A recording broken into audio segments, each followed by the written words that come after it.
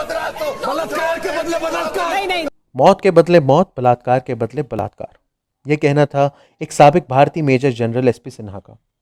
एक TV programme के दौरान सिन्हा ने भारतीय मकबूजा कश्मीर में होने वाले मजालिम का दिफा करते हुए कहा कि मौत का बदला मौत है, और ये जुमला कई बार दोहराने के बाद उन्होंने ये तक कह डाला कि बलात्कार यानी रेप के बदले बलात्कार भी होगा। एसपी सिन्हा साहब को गांधी जी का ये कॉल याद दिलाना कि आंख के बदले आंख का कानून पूरी दुनिया को अंधा कर देगा, बिल्कुल फिजूल है। इसकी वजह यह है कि भारतीय जनता पार्टी, जिसके अब वो रुकन है, पैदा ही आरएसएस और आर्य समाज पार्टी जैसी तंजीमों के बतन से हुई, और नथुराम गॉडसे भी एक इंतहा पसंद हिंदू था जिसने कत्ल किया गांधी जी का, और इन्हीं तंजीमों की सोच से वो मुतासिर भी था। इसमें कोई शक नहीं कि आज का भारत गांधी जी का भारत नहीं है, ये नथुराम गॉडसे का हिंदुस्तान है।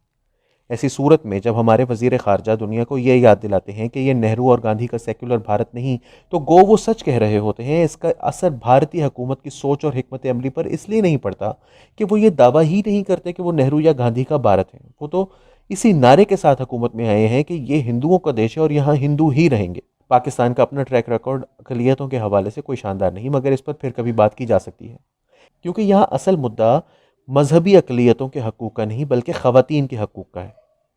आखिर क्या वजह है कि इतनी आसानी से कोई भी मर्द उठकर कह देता है कि बलात्कार का बदला बलात्कार है? कैसे किसी इंसान की हिम्मत हो जाती है ये कहने की कि दूसरे मजहब से ताल्लुक़ रखने वाले मर्दों के जुराइम का बदला इस मजहब के मानने वाली औरतों से लिया जाए?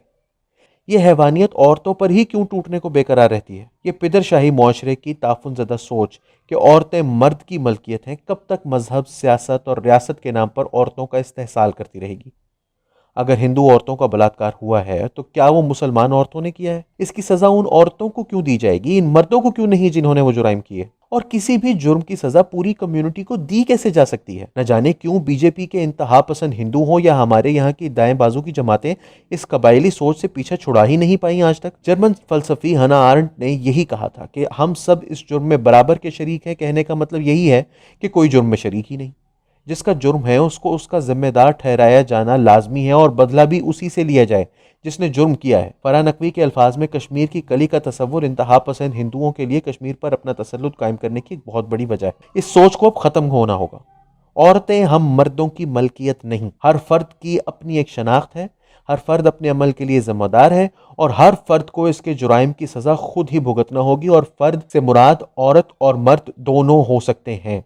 औरतों को जागीर की तरह ट्रीट करना हैवानियत है। अगर खुदा या भगवान ने आपको इंसान पैदा किया है तो इस पर इसका शुक्र अदा करें और इंसानों वाले रवैये अपनाएं, जानवरों वाले नहीं।